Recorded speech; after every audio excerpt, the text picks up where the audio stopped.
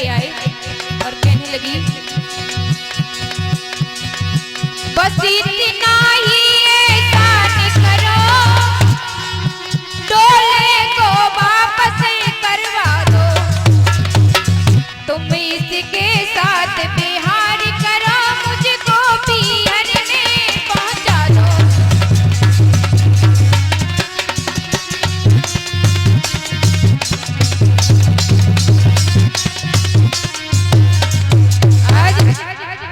रानी सुरुचि ने जवाब दिया कि बस महाराज उत्तानपाद के एहसान है, हमारे डोले को हमारे पियर में वापस करवा दो, अगर ये यहाँ रहेगी तो मैं यहाँ नहीं रहूंगी। आज सुनीति रोने लगी और कहने लगी, बहना आप इस घर में आइए, इस वंश को आगे बढ़ाइए, आप जैसा चाहेंगी मैं वैसा करूंगी।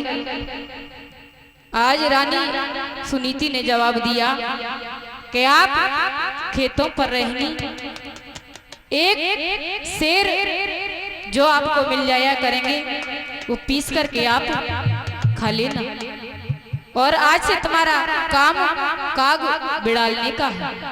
देखिए रानी सुनीति ने अपने हाथों से अपने पैरों पर कुल्हाड़ी मार ली। आज रानी एक दासी हो गई, गांव के बाहर भेज दिया।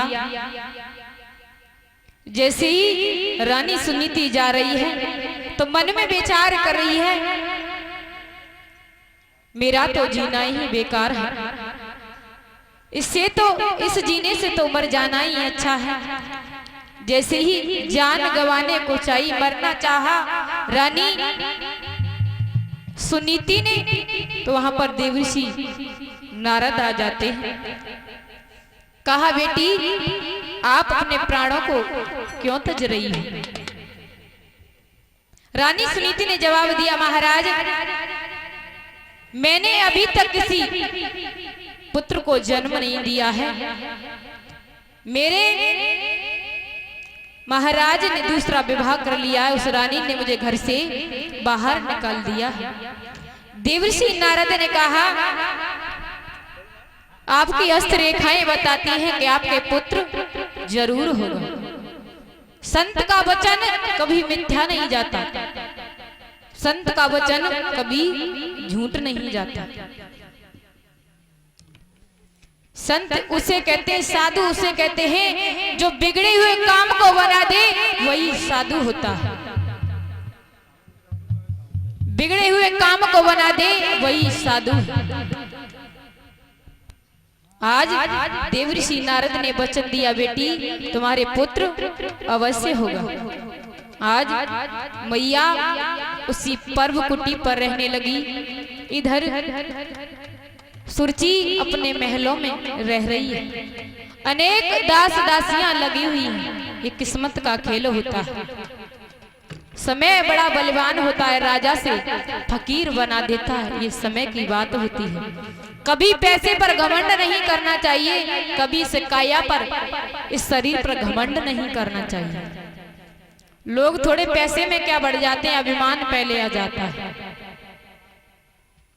हमारी तुम्हारी लाठियों में आवाज होती है, लेकिन भगवान की लाठी में कभी आवाज नहीं होती।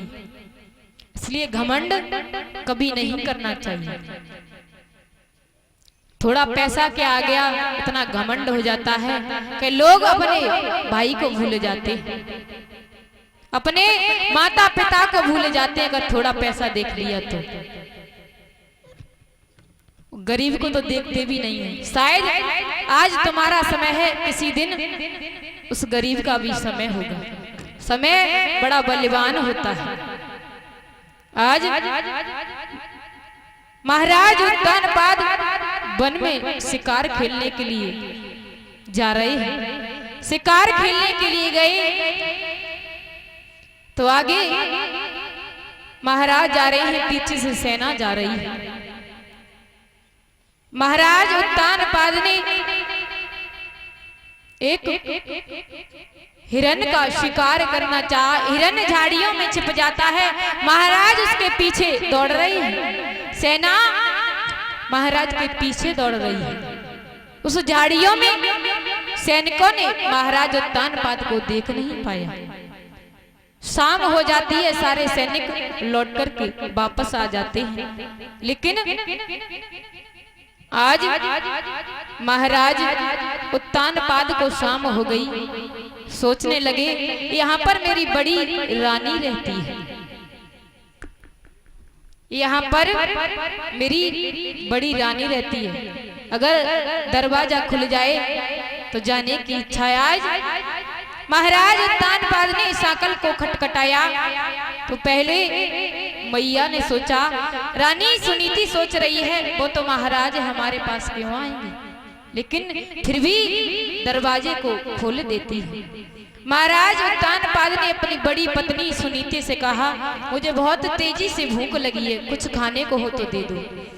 सुनीति ने जवाब दिया महाराज मेरे पास तो जौ की रोटी है रूखी सूखी, आप महलों में 56 प्रकार के व्यंजन पाते हैं लेकिन यहाँ नहीं है, यहाँ तो सिर्फ रूखी सूखी रोटी है।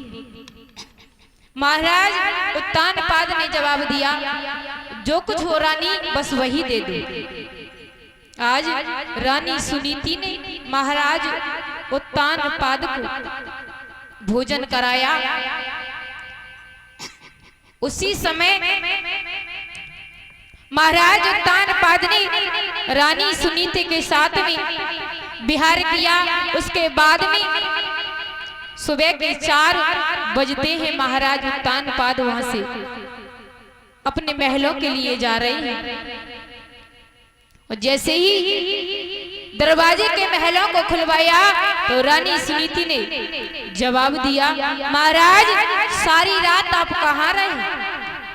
महाराज उत्तानपाद ने जवाब दिया रानी मैं तो मध्य रात्रि में आया था लेकिन आपने दरवाजों को नहीं खोला तो मैं बाहर सो गया था। उसी सुबह की बेला में महाराज उत्तानपाद ने रानी सुरुचि के साथ में विहार किया। इधर दोनों रानियां गर्भ धारण कर लेती हैं। देखिए जिस दिन से रानी सुनीति ने गर्भ धारण किया है तब से अनेक दास दासियां उनकी देखभाल में लगी हुई हैं। इधर जिस दिन से रानी सुनीति ने गर्भ धारण किया है वहां कोई देखने वाला नहीं है, ये समय की बात होती है। आज दोनों रानियों ने पुत्रों को जन्म दिया। सुनीति ने एक पुत्र को जन्म दिया, उसका नाम ध्रुव रखा और सुरुचि ने जिस पुत्र को जन्म दिया उसका नाम उत्तम रखा। आज दोनों भैया बड़े ही प्रेम से खेलते हैं, किसी को ये नहीं पता कि कौन बालक ध्रुव को तो ये भी नहीं पता कि हमारे पिता कौन है। एक बार ध्रुव उत्तम के साथ में खेलते खेलते महाराज उत्तानपाद की राज्यसभा में चला जाता है और पिताजी की गोदी में बैठ जाता है। किसी चुगलखोर ने जाकर के रानी सुरुचि को बता दिया कि आपकी सौत का बेटा महाराज उत्तानपाद की गोद में बैठा हुआ है। चुगलखोरों की कोई कमी नहीं है, घर में और गांव में कोई कमी नहीं है। पहले देवर्षि नारद थे, इधर की बात उधर कर देते थे। देवर्षि नारद की बात कभी रद्द नहीं होती थी। नारद कहते जिसकी बात कहीं पर रद्द ना उसे नारद कहते हैं, लेकिन आज तो घर घर नारद हैं, नारदों की कोई कमी नहीं है। किसी चुगलखोर ने जाकर के रानी सुरुचि को बता दिया तो आज रानी सुरुचि आंखों में अंगारे भरते हुए आई और ध्रुव को उठा करके फेंक दिया। अरे इस गोदी में अगर तू बैठना चाहता है तो पहले जाकर के भगवान की तपस्या कर, भगवान जब प्रश्न हो जाए तो बस यही कहना कि मुझे रानी सुरुचि के गर्भ में वास मिले। महाराज परीक्षित, रानी सुरुचि ने बालक ध्रुव का अपमान नहीं किया, यहाँ तक कि रानी सुरुचि ने देवताओं का भी अपमान कर दिया, क्योंकि अपने गर्भ को एक मंदिर बना लिया। जवाब दिया है, अगर मेरे गर्भ से तुझे जन्म लेना है तो जाकर के भगवान का भजन कर, भगवान की तपस्या कर। तपस्या के बाद में भगवान जब खुश हो जाएंगे तो वरदान मांगना कि अगर मुझे जन्म मिले तो रानी सुरुचि के उदर से मुझे जन्म मिले। ये बात देवताओं को भी बुरी लग गई, क्योंकि रानी सुरुचि ने देवताओं का भी अपमान कर दिया। आज बालक ध्रुव रोता हुआ अपनी माँ सुनीति के पास में आया और रोने लगा। मैया ने कहा, बेटा क्या हुआ, क्यों रो रहे हो? बालक ध्रुव ने जवाब दिया, मैया आज हम पिता की गोद में बैठ गए और कहने लगे, बेटा ध्रुव, रोई रोई कहीं